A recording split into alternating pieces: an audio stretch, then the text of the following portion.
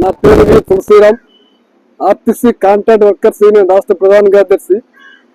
ఈ రోజున రాష్ట్ర వ్యాప్తంగా ఆర్టీసీలో అద్దె బస్సులు అవుట్సోర్సింగ్ కార్మికులు సుమారు 20,000 మంది పనిచేస్తున్నారు. ఈ కాంట్రాక్ట్ వ్యవస్థ అనేది ఆర్టీసీలో గత 30 సంవత్సరాల నుంచి నడుస్తుంది.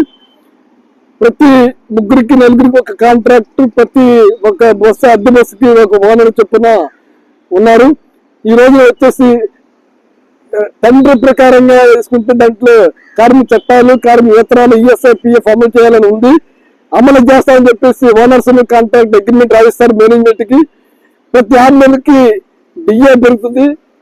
ఎటువంటి హక్కులు అనేది అద్దె బస్సు కార్మికులకి అమలు అవ్వటం లేదు. దాని ప్రధాన బాధ్యత ఆర్టీసీ మేనేజ్మెంట్. అలానే టెండర్లో పేర్కొన్న విధంగా అమలు చేయాలని చెప్పిస్తే రాష్ట్ర వ్యాప్తంగా 129 డిపోలు 4 వర్క్ షాపులు తిరిగి ఆయా అధికారులకి, ఎండీ గారికి వివరణలు ఇచ్చే రిప్రజెంటేషన్ ఇచ్చినా ఎటువంటి ఉనికి పలుకు లేదు. ఈ రోజున కొన్ని చోట్ల అయితే ఆఫ్లు లేకుండా, వీక్ ఆఫ్లు లేకుండా పనిచేస్తున్నారు కార్మికులు. అలానే వాళ్ళకి కొన్ని చోట్ల అయితే పిఎఫ్, ఈఎస్ఐ సౌకర్యాలు లేకుండా పనిచేస్తున్నారు. దాన్ని కానీ ప్రధాన బాధ్యత ఆర్టీసీ మేనేజ్మెంట్ వహించాలి. అలానే ఇంకోటి ఏంటంటే లేబర్ వేస్ పెరిగి 2012లో పెరిగింది. తర్వాత ఏ ప్రభుత్వం పెంచలేదు. ఇప్పుడు అరాకొర డిఏ వస్తారా, డిఏతో మొక్కుతున్నారు. కనీసం ఈ రోజున రెగ్యులర్ కార్మికులు స్వీపర్ కి 22,000 జీతం పర్మనెంట్ వర్కర్ కి ఇస్తున్నారు. వీళ్ళకి ఇచ్చేది 8,900 ఇస్తున్నారు. అది కూడా సరిగా ఇవ్వట్లేదు. 2 నెలలకి 3 నెలలకి ఇస్తున్నారు. దీనికంతా ప్రధాన బాధ్యత అనేది ఆర్టీసీ మేనేజ్మెంట్ వహించాలి. అలానే అద్దె బస్సుల్లో పనిచేస్తున్న కార్మికులకి అయితే ఎటువంటి హక్కులు 16 గంటలు పని చేయించుకున్నారు. వాళ్ళకి చేతిలో పెట్టే ఇష్టమైతే పని చేయండి, లేదంటే మానేయని చెప్పి చెప్తున్నారు. అలానే అవుట్సోర్సింగ్ కార్మికులు కూడా స్వీపింగ్ సెమీ స్కిల్ చూపించేస్తున్నారు. మేనేజ్మెంట్ అన్స్కిల్ చూపిస్తుంది, తక్కువ వేతనాలు ఇస్తున్నారు.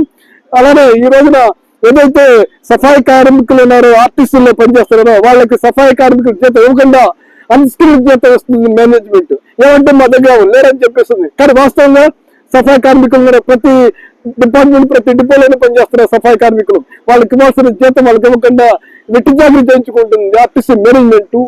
అలానే కాంట్రాక్టర్ల మీద వీళ్ళకి అదుపు అనేది లేకుండా చేసుకుంటున్నారు. ప్రధాన బాధ్యత అనేది ప్రిన్సిపల్ ఎంప్లాయీగా మేనేజ్మెంట్ బాధ్యత. ఈ రోజున లేబర్ కోర్టులో కూడా లేబర్ కమిషనర్ కంప్లైంట్ ఇవ్వడం అనేది ఈ ఉత్తరాంధ్ర సంబంధించి 23 డిపోలకి నోటీసు జారీ చేశారు లేబర్ కమిషనర్ సందేశం ఉంది. అలానే ఈ రోజు వచ్చేసి పార్వతీపురంలో ఆఫ్లు అయిపోతే సంఘంగా సంఘంగా అక్కడ ఆఫ్లు ఇప్పించాం. కొన్ని చోట్ల అనేది చాలా దారుణంగా ఏదైనా డ్యూటీలో చనిపోతే ఎటువంటి వాళ్ళకి రాయితీలు ఉండేట్టు ఎటువంటి ఇది మేనేజ్మెంట్ ప్రభుత్వం ఇవ్వట్లేదు. గాలి వదిలేస్తుంది కుటుంబాలను. మొన్న కరోనా వచ్చిందంటే చాలా మంది కుటుంబాలు వీధులు పడ్డారు. ఎటువంటి సహాయం చేయలేదు. కనుక మేము డిమాండ్ చేస్తున్నది ఏంటంటే ఏదైతే లేబర్ చట్టాలు అమలు చేయాలి, అలానే లేబర్ వేతనాలు ఇవ్వాలి మేనేజ్మెంట్. అలానే ఇంకోటి ఏంటంటే ప్రధాన డిమాండ్ ఏంటంటే 2012 నుంచి ప్రభుత్వం జీతం పెంచలేదు, లేబర్ జీతం పెంచలేదు. కనుక పెంచాలని చెప్పి డిమాండ్ చేస్తున్నాం.